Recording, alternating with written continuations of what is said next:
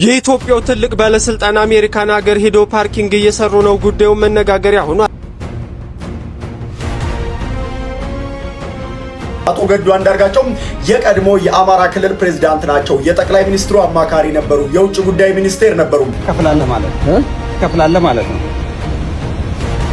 አቶ ገዱ ዛሬ አግኝቼው ነበር። እሱ አላየኝም፣ ናይቼዋለሁ።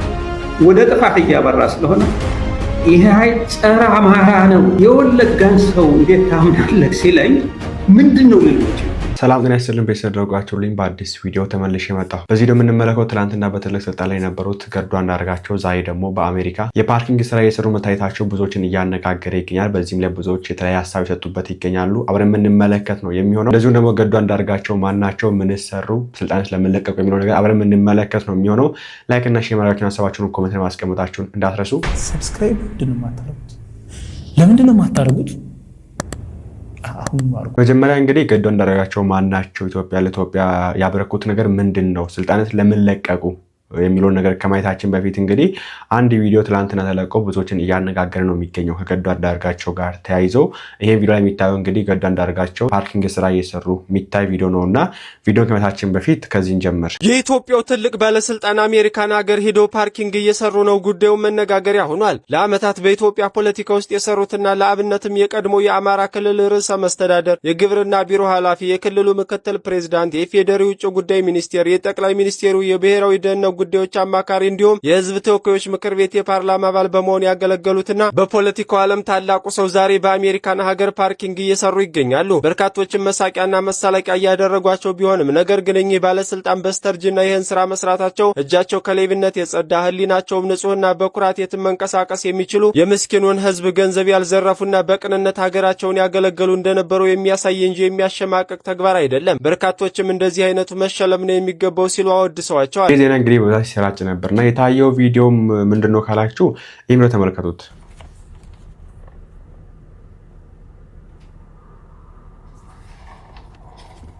እዚህ ላይ እንግዲህ ፓርኪንግ ለማድረግ ሲሄድ ያየሁት ማን እንደሆነ ገምቱ ብሎ ነው እንግዲህ አንድ ሰው ቲክታክ አካውንቱ ላይ ፖስት ያደረጉት ቪዲዮ ትላንትና እንደምትመለከቱት በዚህ ቪዲዮ ላይ ገዱ አንዳርጋቸው ይታያሉ።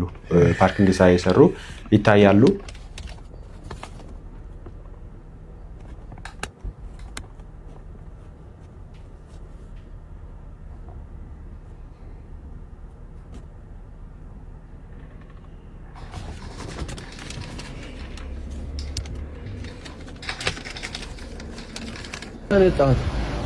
አልገዛም። ለምን? ስለዚህ ትከፍላለህ ማለት ነው። ስንት ብር ይከፈላል? አሁን ገብቼ 15 ደቂቃ አልሞላኝም። ካልሞላ ያስወጣሃል። 15 ደቂቃ ካልሞላ ያስወጣሃል።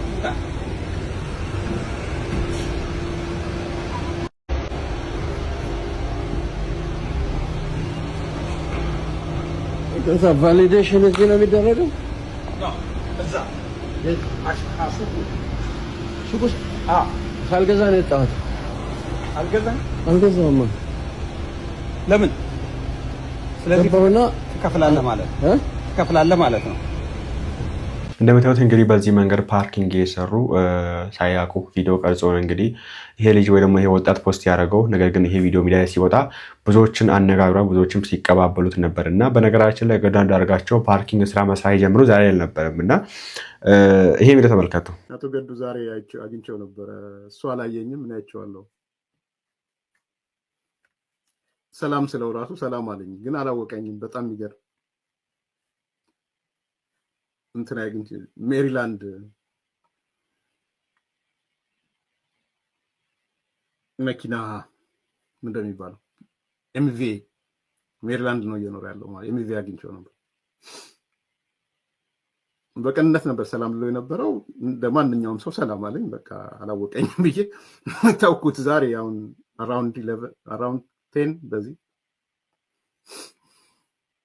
10 AM ማለት ነው። እንዳያችሁት እንግዲህ ኤርሚያስ የሆነ ሰዓት ላይ ይሄ አይ ቲንክ 2023 2024 አካባቢ ነው which means ከ3 ከ4 ዓመት በፊት ነው ይሄ ከ3 ከ2 ዓመት በፊት የተቀረጸ ቪዲዮ ነውና ኤርሚያስ እንግዲህ በዚህ መንገድ አይቸው ነበር ብሎ የሚሰራውን ስራም ለመናገር እንደሚከብደው እንደው እንባ የተናነቀው ሲናገር ነበርና ሰው ገዱ አንዳርጋቸው ይሄን ፓርኪንግ ስራ የጀመሩት ትላንትና ዛሬ ሳይሆን ስልጣን ከለቀቁ ወዲያው ነው። እንግዲህ እንደምንመለከተው ከ3 ከ4 ዓመት በፊት ነው ይሄን ስራ መስራት የጀመረውና በዚህም ላይ እንግዲህ የተለያየ ሰዓት ይገኛል። ይሄ ነገር የሚያኮራው እንጂ የሚያሳፍር ጉዳይ አይደለም። ኦኬ ኢትዮጵያ ውስጥ 98 ቢሊዮን ብር ባለስልጣናት ዘርፈው ዝም በሚባልበት ሀገር ውስጥ ገዱ አንዳርጋቸውን የመሰለ ትልቅ ስልጣን ያላቸው ለዛውን ጠቅላይ ሚኒስትሩ ቅርብ የነበሩ ለለውጡ በጣም ማርሽ ናቸው መሰረት ናቸው ተብለው ይታሰቡና በጣም ብቻ ለሁሉ ነገር ቅርብ የነበሩ እንደፈለጉ የሀገሪቷን ገንዘብ መዘወር የሚችሉ ገንዘባቸውን ወስደው አይደለም ትልቅ እንደዚህ ጠቅላይ ሚኒስትሩ ቀርበው ትልቅ ውጪ ዋይት ሃውስ ተቀምጠው ምናምን የነበሩ ሰው ተው ዋይት ሃውስ ገብተው ተቀምጠው የነበረ ሰው ነው 3-4 ጊዜ እሱን ተውትና የቀበሌ ባለስልጣን ራሱ ኢትዮጵያ ውስጥ ገንዘብ እንዴት ነው የሚበዘብዝ የምታውቁት ነገር ነው። ይሄ ሁሉ ባለበት ሁኔታ ይሄን አለማድረጋቸው የሚያኮራቸው እንጂ የሚያሳፍር ነገር አይደለም የሚነገር የሚያነሱ አሉ። እንደዚሁም ደግሞ አይገባቸዋል የሚሉም አሉና እስቲ ሁለት ቪዲዮችን አይተን ገዱ አንዳርጋቸው ራሱ ማን ናቸውና ስልጣን ለምን ለቀቀው ወደሚለው ነገር እንሄዳለን። የአቶ ገዱ አንዳርጋቸው ፓርኪንግ ሲሰሩ የሚያሳየው ቪዲዮን ተከትሎ ብዙዎች ሐሳባቸውን ሲሰጡ ተመለከትኩኝ። የኛ ሀገር ነገር በጣም ግራ የሚያጋባ ነገር ነው። የሚያሳፍርና የማያሳፍረው ነገር መለየት እስኪያቅተን ድረስ ማለት ነው። አቶ ገዱ አንዳርጋቸው የቀድሞ የአማራ ክልል ፕሬዝዳንት ናቸው። የጠቅላይ ሚኒስትሩ አማካሪ ነበሩ። የውጭ ጉዳይ ሚኒስቴር ነበሩ። አሁን ፓርኪንግ ይሰሩበታል በሚባለው አሜሪካ ዋይት ሃውስ ውስጥ ከአንዴም 2-3-4 ጊዜ ተመላልሰው በህዳሴ ግድብ ጉዳይ ላይ ሲደራደሩ የነበሩ ናቸው። ነገር ግን ያ ሁሉ ነገር አለፈ። አሁን ደግሞ መደበኛ ህይወታቸውን ይኖራሉ። መደበኛ ህይወታቸውን በሚኖሩበት ሰዓት ላይ ደግሞ ፓርኪንግም ሆነ ሁሉንም አይነት ስራ ሳይንቁ ይሰራሉ። እኛ ሀገር ግን አንድ ጊዜ በራይድ መሄድ የለመደ ሰው ተመልሶ በታክሲ መሄድ የሚከብደው የሆነ ስራ ሰርቶ ከፍ ያለ የመሰለው ነገር ግን ያ ስራ እየተንገጫገጨበትም ወርዶ ከመስራትም ራሱን ቆጥቦ በድህነት አፉን ለጉሞ የሚሞት ባለበት ላይ እንደዚህ አይነት ሰዎች ሊበረታቱና ሊመሰገኑ ይገባል። ኢሪስፔክቲቭ ኦፍ ከፖለቲካ እይታቸው ውጪ ማለት ነው። እሳቸው አሁን ከፖለቲካ ወጣ ብለው ዘና ብለው የራሳቸውን ፓርኪንግም እየሰሩ እየኖሩ ይገኛሉ። ስለዚህ ምስጋና ይገባቸዋል ለማለት ነው። ሊና ረፍት ማን ኖሮ ይሆን? ትናንት ሀገርን ወክለው በውጭ ጉዳይ ሚኒስቴር ቢሮ ስለ ሀገር ሲሰሩ የነበሩ አንድ ትልቅ ክልልን በፕሬዝዳንትነት ሲያስተዳድሩ ሲመሩ የነበሩ ኢትዮጵያ እራፊ ጥቅሞች ላይ የራሳቸውን ሁኔታ ትተው ስለ ሀገር የተከራከሩ ስለ ሀገር ቆሞ በቀናነት የሰሩ ዛሬ ፓርኪንግ ሰራተኛ ናቸው። የፖለቲካ አቋማቸው ምንም ያድርጉ በነበራቸው ጊዜ ሀገርን አገልግለዋል። ከዚህ ሁኔታ ውስጥ ሲወጡ ግን አሁን ሰው ሁሉ የሚስቅበት ነገር ግን ነገ የምናዝንበትና የምናፍርበት የፓርኪንግ ስራ ላይ ተሰማርተዋል። አቶ ገዱ አንዳርጋቸው ምናቸው የሚያስቀው ሀገርን ራቁቷን አስቀርተው ለመዝረፋቸው አፍሪካ ሀገር እንዳየነው ስልጣን መገልገያ እንጂ ማገልገያ ያላረጉ ብዙ ፖለቲከኞችን እናውቃለን። ብዙ ባለስልጣናትን በሀገራችን እስር ላይ እንደዋሉ በሙስና ተጠርጥረው በዝርፊያ ወንጀል ላይም እንደነበሩ ብዙ ዜናዎች ሰምተናል። ብዙ የፍርድ ሂደቶችን አይተናል። አቶ ገዱ አንዳርጋቸው በዚህ ሁኔታ ውስጥ አለመጠራታቸው ሊመሰገኑ እንጂ ሊሸማቀቁ የሚገባቸው አይደለም። አሁንም ቢሆን ሀገር ያጣችው ምሳሌ ታርግ የምትፈልገውም እንደዚህ አይነቱን ባለስልጣን ነው። ትናንት በቅንጡና በውድ መኪኖች በታጃቢዎች እንዲሁም በከፍተኛ በቃስር ውስጥ ህይወታቸውን ይመሩ ነበር። ዛሬ ከህሊናቸው ጋር ፓርኪንግ በነፃነት ይሰራሉ። ስልጣን ማገልገያ እንጂ መገልገያ አይደለም። ይህንን በተግባር አሳይተዋል። የትኛውም አይነት ፖለቲካ አቋም ይኖራቸው፣ የትኛውንም አይነት በስልጣን ዘመናቸው ውሳኔ ያስተላልፉ የኔ ምልከታ አይደለም። ምልከታዬ ግን በአንድ ወቅት ትልቅ ቦታ ላይ የነበሩ ሰው ዘርፈው የራሳቸውን ታሻሽለው ቤተሰቦቻቸውን ለውጠው አንድ ቦታ እናገኛቸዋለን ሲባል የዕለት ጉርሳቸውን ለማግኘት ፓርኪንግ ስራ ላይ በአሜሪካ ምድር መገኘት ለኔ እንደ ኢትዮጵያዊነት በኩራት መጠቅሳቸው እንጂ ማፍረባቸው መሸማቀቅባቸውም አይደለም። እንደዚህ ሐሳብ የሚያነሱም አሉና እንግዲህ ሁለት አይነት ሐሳብ ነው ያለው። ቅድም እንዳልኳችሁ ወንድማችን የተናገረው ስልጣን ህዝቡን ማገልገያ ነው እንጂ ለራስ የምትገለገል ህዝቡን ነው የምታገለግለው ዘንድ ህዝቡ አገልግሎት ጨረስክ በኋላ ጊዜ ሲያልቅ አርፈ አንተም ህዝብ ሆነህ የራስን መኖር ነው። ህጉ እንደዛ ነበር፣ ስርዓቱ እንደዛ ነበር። ነገር ግን አንደኛ አፍሪካ እንደመሆናችን መጠን ከዛም በላይ ደግሞ ኢትዮጵያ ውስጥ እንደመሆናችን መጠን ታውቁታላችሁ ያለውን ነገር አይደለም። ትልቅ ባለስልጣን ያላቸው ዋይት ሃውስ ገብተው እንደፈለጉ የሚወጡ ትልቅ ባለስልጣን ይቅርና ከጠቅላይ ሚኒስትሩ አማካሪ ነበሩ ባለስልጣን ይቅርና የቀበሌ ሚኒሻ ራሱ ምን አይነት ስራ እንደሚሰሩ ታውቁት ነው። ሰው ይዞ ገንዘብ አምጡና ለቃቸዋለሁ የሚልበት ሳላሪ ደረስ ነው። ሚኒሻ በአቅሙ የቀበሌ ሰራተኛ በአቅሙ ገንዘብ ዘውሮ ያገኛትን ገንዘብ ቤት ገዝተውበት ምን ብሎበት ሀገሪቷን የሚያራቁት የህዝቡን ገንዘብ እንደፈለገ የሚያደርግበት ጊዜ ነው የምንገኘው። ያችንም እሷም ስልጣኑ ነውና ነገር እንደዚህ አይነት ሰዎች እንግዲህ በዚህ አይነት ስራ ባለመሰማራታቸው ሊኮራባቸው እነሱም ሊኮሩ ነው የሚገባው፣ እኛም ልንኮራባቸው ነው የሚገባው እንጂ ጭራሽ ልናሸማቃቸው አይገባም። ብዬ አምናለሁ። ቀጣይ የምንመለከተው እንግዲህ ገዱ አንዳርጋቸው ትልቅ ስልጣን ነበራቸው። ቅድም እንደሰማችሁት ሰው ለምን ከስልጣን ተነሱ የሚለውን ነገርና መቼና እንዴት የሚለው ነገር ለማየት እንሞክር። የገዱ አንዳርጋቸው ስንብት። ገዱ ለመጨረሻ ጊዜ የነበራቸው ስልጣን አበቃም። ዝርዝሩን በአጭሩ ልንገራቸው። ገዱ አንዳርጋቸው የአማራ ክልል ፕሬዝዳንት ነበሩ። ለረጅም ጊዜ አገልግለው ከዚያም የኢትዮጵያ ውጭ ጉዳይ ሚኒስትር ሆነው አገልግለዋል። ከውጭ ጉዳይ በኋላም የጠቅላይ ሚኒስትሩ አማካሪ በመሆን ተሹሞ የነበረ ሲሆን በኋላም ከጠቅላይ ሚኒስትር አብይ አህመድ ጋር በተፈጠረ አለመግባባት ከዚያም ተነስተዋል። ገዱ የቀራቸው ስልጣን ገዱ የነበራቸው ስልጣን የአብቁተ ማለትም የአማራ ብድርና ቁጠባ ተቋም አሁን ደግሞ ጸደይ ባንክ ተብሎ ስሙ የተቀየረው የዛ የቦርድ ሊቀመንበርነት ብቻ ነበር። በእርግጥ የፓርላማ አባላቸው አሁን የቀረቻቸውን አንዷን ስልጣን ተነጥቋል። በዛሬው ዕለት የሚሰባሰበው የጸደይ ባንክ የአክሲዮኖች ስብስብ ገዱ አንዳርጋቸውን ጨምሮ 13 ሰዎችን ያነሳል። እንግዲህ ብዙ ጊዜ ይሄ ጸደይ ባንክ በፊትም የአማራ ብድርና ቁጠባ ተቋም የሚባለው ከድሮ ጀምሮ የሚመሩት የብአዴን ባለስልጣናት ነበሩ። አሁን ደግሞ የአማራ ብልጽግና አሁንም ካሁን በኋላ የሚሾሙትም ሰዎች እንደዚሁ የአማራ ብልጽግና ሰዎች ናቸው። ሁሉ ጊዜ ያንን ቦታ ስልጣን የሚይዙት። ገዱ አንዳርጋቸው ይሄንን ስልጣናቸውን አጥተዋል። ዛሬ በስብሰባ ይጸድቃል ብለው የዛሀበሻ ምንጮች ነግረውናል። እንደምታውቁ ጸደይ ባንክ 8 ቢሊዮን ብር የተከፈለ ካፒታል አለው። በተጨማሪም ሀብቱም ከ50 ቢሊዮን ብር በላይ ነው። ሀብቱ በጣም ሀብታምና ለብዙ ባንኮች የሚያበድር ጭምር ነው። ዋናው ዓላማዬ ብሎ የተነሳበት መሰረትም ቁጠባና ኢንቨስትመንትን በማበረታታት እንዲሁም የሴቶችና የወጣቶችን ተሳትፎ ማሳደግ በኢትዮጵያ የኢኮኖሚ እድገት ላይ ጉልህ አስተዋጽኦ አበረክታለሁ ሲል ይናገራል። በመጀመሪያ ደረጃ ግን የተቋቋመው ለአማራ ሕዝብ ነስማውስ እንግዲህ በዚህ ሁላ ውስጥ አልፎ ጭራሽ የባንክ ቤት ራሱ ስራ ኃላፊነት የነበራቸው ሰው ነበሩ። ነገር ግን በሰዓት ህዝቡን ስላገለገሉ ነው ዛሬ እዚህ ቦታ ላይ ወርደው የታዩ የሚገኙትና ገዱ አንዳርጋቸው እንግዲህ ቅድም ሲነገር እንደሰማችሁት ትልቁ ጸባቸው ከብልጽግና ጋር ነው፣ ወደ ጠቅላይ ሚኒስትሩ ጋር ነበርና እንደውም ብዙ ጊዜ የሚባል አንድ አባባል አለ ከእሳቸው ጋር ተያይዞ ምን ብሏል ይባላል፣ የአማራን ህዝብ ይቅርታ መጠየቅ ያለበት ብልጽግና ሳይሆን እኔ ነኝ፣ ለዚህ ሁላ ነገር ያበቃሁት እኔ ነኝ ብሎ ተናግሯል የሚል ብዙ ጊዜ ስለእሳቸው የሚነገር ነገር አለ አይታችሁ ከሆነና የሆነ ሳለ እንዲህ ብሏል ጠቅላይ ሚኒስትሩ። አማራ ሪሶርሱን ተቆጣጥሮታል። አብይ በጥናት ላይ የተመሰረተ ነው። ነገራችን ኢትዮጵያ ውስጥ ብድር በአማሮች የተያዘ ብድር ምን ያህል እንደሆነ፣ የኢትዮጵያ ባንኮች የአማራ ድርሻ ምን ያህል እንደሆነ፣ የንግድ ድርጅቶች በአማራ የተያዘ የንግድ ድርጅት ምን ያህል እንደሆነ፣ ምን ያህል ዶሚናንት እንደሆነ እነዚህን ቆጥሮ እነዚህን እንዴት አድርጎ ሪቨርስ ማድረግ እንዳለበት ነው እየሰራ ያለው። የስንት ባለሀብት ነው አካውንት የተዘጋው? ለምንድን ነው ባለሀብቶቹ ተረጋግተው ስራ እንዳይሰሩ የተደረገው? ሰበብ እየተፈለገ እንዲዳከሙ እየተደረገ ያለ። ይህ እኮ ፕራክቲካሊ አዲስ አበባ ውስጥ ያለ ባለሀብት በተጨባጭ እየደረሰበት ያለው ግፍ ነው።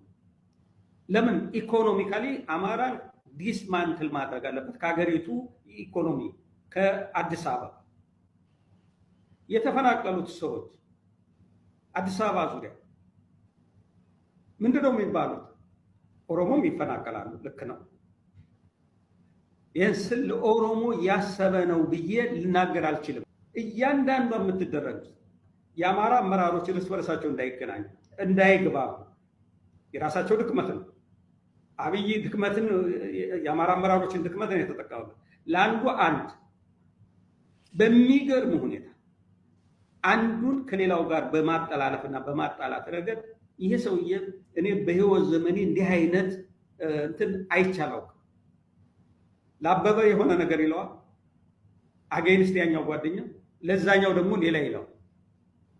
በዚህ መንገድ እርስ በርሱ እንዳይተማመን በማድረግ መፈረካከስ ነው አማራን አመራር አልባ እንዲሆን ያደረገው በዚህ መንገድ። ይሄ እኔ ለአብይ ሁሉን ድክመት አልሰጠም። የራሳችን የአማራ አመራሮች ውስጣዊ ሁኔታዎችን የተነጋገርንበትን ቁጭ ብለው አብረን የተነጋገርንበትን ይሄ ነገር ወደ ጥፋት እያመራ ነው ብለን 3 ጊዜ ተሰባስበናል። እንደው በዚህ አጋጣሚ ለመግለጽ ያህል 2012 የጀዋርን ተከበኩሎ በደረሰው ከውስጥ፣ ሁለተኛ ሀጫሉ የተገደለ ጊዜ ይኸው ተመሳሳይ በአማራ ላይ ጉዳት ደርሷል። ብዙ ጥፋቶች የተፈጸሙበት ነው። ያንን ተከትሎ እንደገና ደግሞ የትግራይ ኃይሎች ሰኔ አካባቢ ቢነሱ ወደ ሚያዝያ አካባቢ የአማራ አመራሮች የምንባለው አዲስ አበባ በተለይ ፌደራል ያለ ነው ተነጋገር። ይሄ መንገድ ወደ ጥፋት እያበራ ስለሆነ ይሄ ኃይል ጸረ አማራ ነው። አሁን ይሰሙኛል ጓደኞች፣ 3 ጊዜ ጸረ አማራ ነው። እኔ አንድ ጊዜ ፕሬዘንቴሽን አዘጋጅ ጸረ አማራ ነው። ሁሉም መረጃዎቹን አቅርበው ጸረ ኢትዮጵያ ነው፣ በጠቅላላ ጸረ ህዝብ ነው ይሄ ሰው። ይህን ጊዜ ተደራጅተን መልክ ካላያዛዝ ነው በስተቀር ሁላችንም ተራ በተራ ያጠፋናል፣ አገሩንም ይዞት ይጠፋል። ይችን የተነጋገርነው ለሱ ሄዶ ደረሰው። ያው በተናጠል ጉዳት ደረሰ። ይሄ ምንድነው? የአብይ ድክመት ብቻ ሳይሆን የአማራ አመራር ለአንዱ ስለደወለለት ብቻ ክብር ያገኘው መስሎት ሁሉም ነገር ፈታቶ እርስ በርስ የተነጋገርነውን ሳይቀር ነው ዝርግፍ አድርጎ የሚሰጠው። ይሄ የደጅጠኝነት አመለካከት ስላለ ለግል ተወዳጅ ለመሆን ሲል በጋራ የተነጋገርንበትን ሁሉ አውጥቶ ይነግረዋል። ከዛ በግለሰቦቹ ላይ ጥቃት ይሰነዝራል። ስለ ኦሮሞ እንትን ያለው እኔ ሁለት ኢንሲደንትስ ናቸው። አንደኛው ውጭ ጉዳይ እየሰራው እያለ ሰው አምባሳደር የሚሆን የተለያየ ኃላፊነት ምናምን አብረን እንነጋገራለን። በአጋጣሚ አንድ ሰው እኔ በስራው በጣም ጥሩ የሆነ ሰው ነው፣ በእኔ ያረዳድ ማለት ነው። በእኔ ያረዳድ ያንን ሰው እንደዛ ብዬ አቀረብኩ። ይሄን ሰው እንዴት ታምነዋለህ ሆይ አለኝ። አዎ በስራው ነው የማውቀው፣ ሌላ ግንኙነት የለንም። በስራው በጣም ጥሩ ስራ ነው። ውጭ ጉዳይ ውስጥ አሉ ከሚባሉት ሰዎች አንዱ ነው። ጥሩ ዲፕሎማት ነው እና ይሄ ለውጭ ጉዳይ ስራዎች ይሄ ሰው አለ ብዬ እንትን እሱ እኮ ወለጋ ነው አለ። የወለጋ ሰው እንዴት ታምናለህ? ለእኔ ነው ያለ። የወለጋን ሰው እንዴት ታምናለህ ሲለኝ ምንድን ነው ልል የምችለው? እንደምትሰሙት እንግዲህ እንደዚህ አይነት አቋም ይዘው ነው የወጡት እና ሰው በፊት ጠቅላይ ሚኒስትሩ አማካሪ ነበሩ፣ ጠቅላይ ሚኒስትሩ ቅርብ የነበሩ ሀገሪቷ ውስጥ በጣም ትልቅ ፖለቲካ ለውጥ ያመጡ ትልቅ ፖለቲካ ውስጥ በጣም የሚታወቁ ስማቸው በመልካምነት የሚነሳ ሰው እንግዲህ የሆነ ሰዓት ላይ ከብልጽግና ተጣልተው ወይ ደግሞ ከጠቅላይ ሚኒስትሩ ተጣልተው ወጡ ዘንድ ከዛ በኋላ እንግዲህ ያ ሚኒስትሮችን እያወጡ የነበሩበት ሰዓትም ነበርና አሁን ላይ ግን እንደተመለከታችሁት ፓርኪንግ ስራቸው ላይ ተሰማርተው እየሰሩ ይገኛሉ። የሆነ ሆኖ ግን አሁንም ምን ለማለት ፈልጌ ነው የሰራሁት ገዱ አንዳርጋቸው የሰራው ስራ ትላንት ክፉም ሰራ ደግም ሰራ አልፏል። ነገር ግን ዛሬ ላይ የሚያኮራው እንጂ የሚያሳፍር አይደለም። እኔ የኢትዮጵያ ሕዝብ የሚፈልገው ሌባና ሙሰኛ ጉቦ የሚበላ እንደዚህ አይነት ሰው ነው የምትፈልጉት ይመስለኝ። ዘራፊ ነው የምትፈልጉት። ኢትዮጵያ ሕዝብ እንደዚህ አይነት ሰው የሚፈልገው ባይሆን ኖሮ እንደዚህ አይነት ሰዎችን አክብሮ አንግሶ እንደውም ለነዛ መማሪያ ማድረግ ነበረበት። እሱ ባለበት ሁኔታ ገዱ አንዳርጋቸው ላይ መሳቅ፣ ገዱ አንዳርጋቸው ላይ ሙድ መያዝ ተገቢ ነው ብዬ አላስብም። ገዱ አንዳርጋቸው ቢሊየንስ ብር ማከማቸት ይችላሉ። ለዛው በዶላር ቤት ከሀገሪቷን ብር ወስደው ማከማቸት ይችላሉ። ቢኮዝ ስልጣን ነበራቸው። ባንክ ቤት በሉት በውጭ ብቻ በጣም ትልቅ ስልጣን ነበራቸው። እንደፈለጉ ገንዘብ መዘወር የሚችሉ ሰው ነበሩ። ነገር ግን አልሆነም፣ አላረጉትም እያልኩ ሲሆን አናቅም፣ ባጭሩ አናቅም። ይሻል አላረጉትም ብዬ ሙሉ ብሎ ባልናገርም አናቅም እንደሚፈጠር እንግዲህ እዚህ መሀል ላይ ስላላረጉት ነው እንግዲህ ምንም ሳይል የተመለከተ የምንገኘው። እውነት እንግዲህ ምንም ሳያደርጉ ቀርተው እንደዚህ ደረጃ ላይ ደርሰው ከሆነ ልንኮራባቸው ነው የሚገባው። ስልጣን በምን አይነት መንገድ ባለስልጣናት መጠቀም እንዳለባቸው ያሳዩ ሰው ናቸው እና መከበር አለባቸው ብዬ አስባለሁ። እናንተ በዚህ ጉዳይ ሀሳባችሁን በኮሜንት ላይ ያስሩልኝ። የተወደዳችሁ ቤተሰቦቼ ይህንን የገዱን ነገር ስትመለከት ምንድን ነው የሚታየ? ማለት it must be clear ማለት በግልጽ የሚታይ ነገር አለ። እንዳትረሱ ገዱ አንዳርጋቸው የአማራ ክልል ፕሬዝዳንት ነበር፣ የለውጡ ሞተር ነበር። ከዛ በኋላ የጠቅላይ የውጭ ጉዳይ ሚኒስቴር ነበር፣ የደህንነት አማካሪ ነበር፣ የአባይ ተደራዳሪ ነበር። በዚህ ሁሉ የስልጣን እርከን ውስጥ አልፎ ለግብጽ አባይን አልሸጥም ብሎ አልፈርምም ብሎ ትራምፕ ፊት ትዝ ይላችኋል አይደል? ትራምፕ ግብፅ ግድቡን ታፈነደዋለች ምናምን ያለበት ጊዜ ያኔ አንዱ ተደራዳሪ ገዱ ነበር። በዚህ ሁሉ ውስጥ አልፎ ከዛ በኋላ ያቺ ታሪካዊ ፓርላማ ንግግርን ታስታውሷታላችሁ። እነ ዲና ሙፍቲ የሳቁባት ምናምን ማለት ነው። ይህን ነገር በሙሉ አሳልፎ ገዱ አንዳርጋቸው ዛሬ አሜሪካ ውስጥ ፓርኪንግ እየሰራ ነው። ይሄ ማለት አካውንቱ ባዶ ነው ማለት ነው። በብዙ ክብር በእንቁና በወርቅ የሞላው ጭንቅላቱና ህሊናው ነው። እንዳትረሱ። የቀበሌ ሊቀመንበር መሬት አስተዳደር ዱባይ ቤት በሚሰራበት ሰዓት የምናቃቸው ባለስልጣኖች እዚህና እዛ 3 4 5 ቤቶች ባሉባቸው ሰዓት ለአንድ ሴት 400 እና 500 ሺህ ብር እዚች ጀሞ ጨረታ በሚገባበት ሰዓት የአባይ ግድብ ተደራዳሪ የነበረው ገዱ አንዳርጋቸው ዛሬ አሜሪካ ውስጥ በንጹህ ህሊና እና በባዶ ኪስ ስራ እየሰራ ይበላል። ይሄ የኢትዮጵያ ቢሮክራሲ ለምን ሌባ እንደሞላው ንጹህ ሰዎችን እንዴት አድርጎ እንደሚተፋ ክሊር አድርጎ የሚያሳይ ነው። ህሊና ሲኖርህ አትሰርቅም። ገዱ አንዳርጋቸው በጣም ሊኮራን የሚገባው የነዚህ ሰዎች ደም የለበትም። ቤታቸውን በደም የሚገነቡ ሹመኞች ባሉባት ለአንድ መታወቂያ 20 እና 30 ሺህ ብር የሚጠይቁ ሌቦች ባሉባት ሀገር ውስጥ መሬት አስተዳደር ስትሄዱ በሰው ደም ሊደልቡ የተዘጋጁ ተዋኖች በበዙባት ሀገር ውስጥ የጠቅላይ ሚኒስቴሩ የደህንነት አማካሪ የነበረ የውጭ ጉዳይ የነበረ የአባይ ግድብ ተደራዳሪ የነበረ አንድ ሰው ፓርኪንግ ሲሰራ ስትመለከቱት የህሊና ንጽህናን ካላያችሁ የኢትዮጵያ ቲክቶከር ናችሁ ማለት ነው። የኢትዮጵያ ቲክቶከሮች ብቻ ነው እውነት እንዳይታያችሁ አይናችሁ የተሰወረ ገንዘብ ማጣትን እንደ ውርደት የምትቆጥሩ እውነትን መግዛት የማትችሉ ርካሾች የኢትዮጵያ ፖለቲከኞችና የኢትዮጵያ ቲክቶከሮች ብቻ ናቸው። እመኑኝ አንድ ቀን ለገዱ የታማኝነት ሐውልት አዲስ አበባ ላይ እናኖርለታለን። ይሄ ሰው በስልጣን ዘመኑ የስራ አቅም ይኑረውም አይኑረውም ሌባ ግን እንዳልነበረ ይሄ ተግባሩ ይመሰክራል።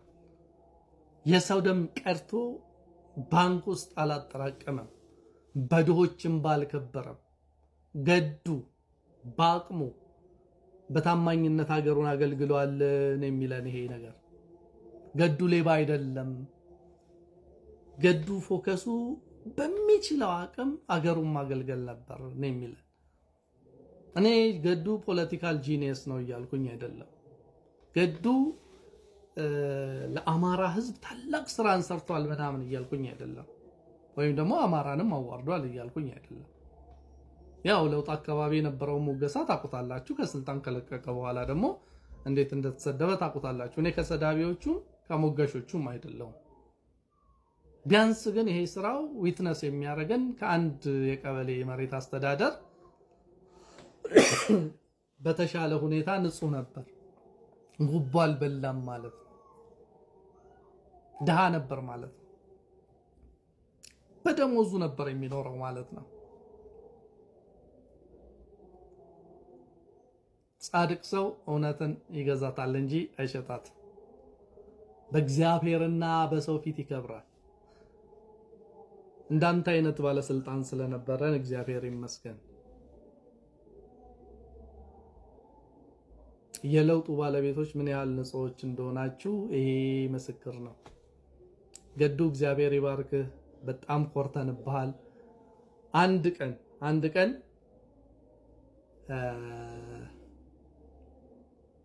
የመታሰቢያ ሐውልት እናኖርልሃለን። በጣም የሚገርመው ግን ኢትዮጵያዊ ነው። እኔ ደሃ ነኝ የእውነት ለመናገር አካውንቴን ብታዩት 30 እና 20 ሺህ ብር አይኖረው በጣም ምንም ላረግልህ አልችልም አንድ ቲክቶከርን ባለጸጋ የምታረጉ ኢትዮጵያውያን ግን ገዱን ባለጸጋ ማድረግ ለምን እንዳቃታቸው አይገባኝም ክብርና ሽልማት ይገባዋል በተቻላችሁ አቅም ሌላ ነገር ከምታስተባብሩ ይሄንን አስተባብሩ በቃ ለገዱ ጎፈንድም ያዘጋጁለት ከዛ በስተርጅናው እንደዚህ አይነት ስራ መስራት የለበትም ያገለገላችሁን ሰው ስለ እውነት የቆመን ሰው ማክበር ልመዱበት ይሄ ዘራችን ይሄ መሳ በዚህ ጉዳይ ነው ሌሎች ጉዳይ ላይ አዲስ ነገር ተፈጠረ ይጀላችሁ የሚቀርቡ ነው የሚሆን ላይክ እና ሼር ማድረጋችሁን ሐሳባችሁን ኮሜንት ላይ ማስፈራችሁን እንዳትረሱ በቀጠሮ እንመለሳለን እግዚአብሔር ማካችን ሀገራችን ሰላም ያርክልን ቸር ቆዩልኝ